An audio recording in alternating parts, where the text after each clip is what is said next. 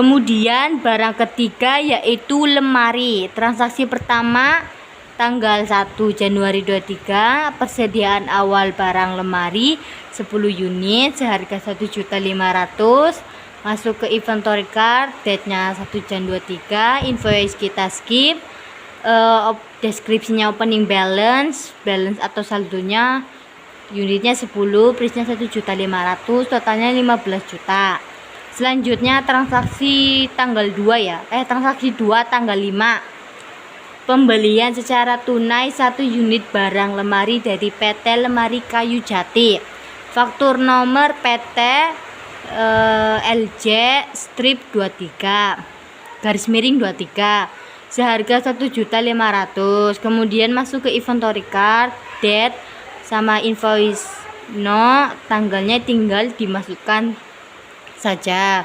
Deskripsinya PT Lemari Kayu Jati. Kemudian masuk ke unitnya 1, price-nya 1.500.000, totalnya 1.500.000. Balance-nya tinggal dimasukkan di bawah 10 unitnya. Kemudian transaksi ketiga tanggal 7 Januari 23, penjualan secara kredit 2 unit kepada Aldo Rahman seharga 2 juta dengan nomor faktur GM L10.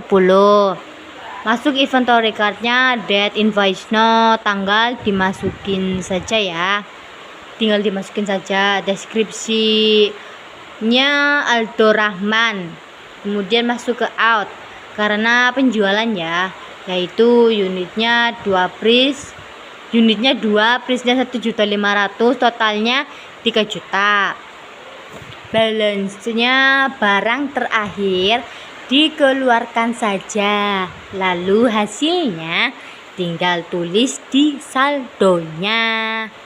Kemudian transaksi keempat tanggal 11 Januari, penjualan secara tunai 3 unit, faktur nomor GM L11 kepada Firlia seharga 4 juta. Kemudian masuk ke inventory cardnya, date, invoice-nya tinggal dimasukkan saja. Deskripsinya itu Firlia. Kemudian masuk ke out karena penjualan ya, unitnya 3, price-nya 1.500.000, totalnya 4.500.000. Balance-nya tinggal dikurangin saja. Kemudian transaksi nomor 5 tanggal 16 Januari 2023, pengembalian barang karena rusak 2 unit kepada Jovanka seharga 2.500.000. Kemudian masuk inventory cardnya, date, invoice tinggal dimasukin saja. Terus deskripsinya Jovanka atau retur pembelian. Kemudian masuk unitnya 2, price-nya 2.500.000, total 5 juta, balance-nya tinggal dimasukkan saja.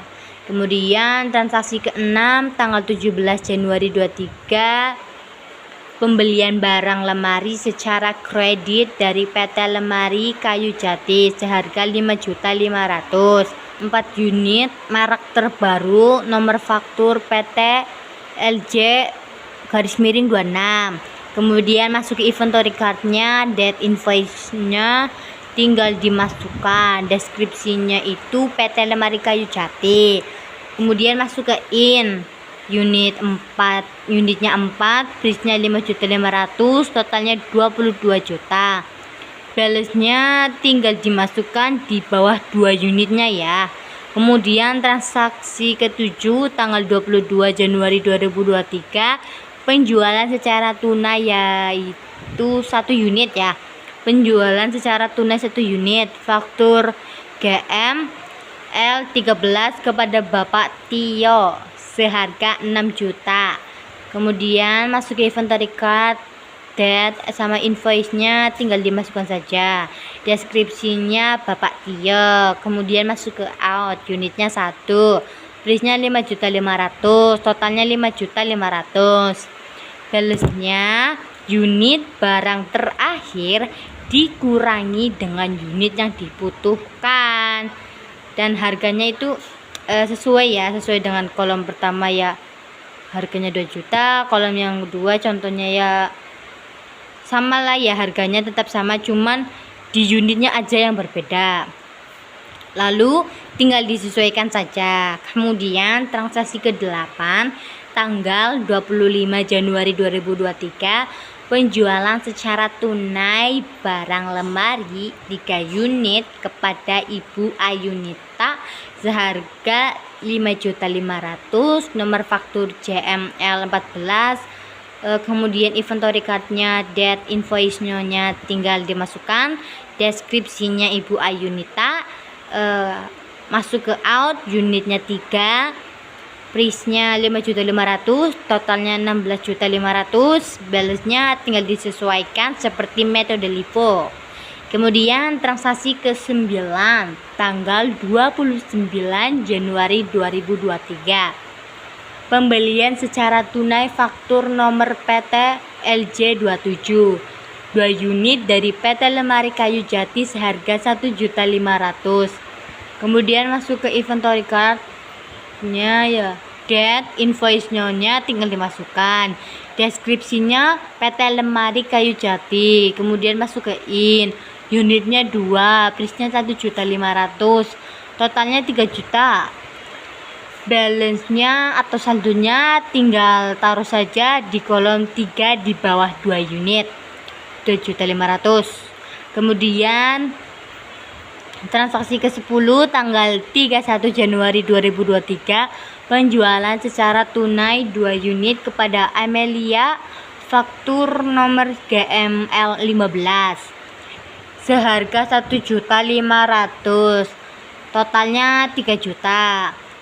Balance-nya atau saldonya kolom 3 tinggal diambil untuk 2 unit transaksi tersebut.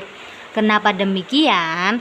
Karena ingat, ini metode LIFO, less in first out. Maka persediaan barang dagang atau inventory card-nya totalnya 8 unit, price-nya 4 juta, total 14 juta. Nah, demikian penjelasan yang kita jabarkan. Mudah-mudahan kalian bisa memahaminya. Saya Winda dan teman saya Nopi ingin mengucapkan maaf sebanyak-banyaknya dan terima kasih untuk kalian yang setia menunggu kami. Jangan lupa like ya teman-teman. Wassalamualaikum warahmatullahi wabarakatuh.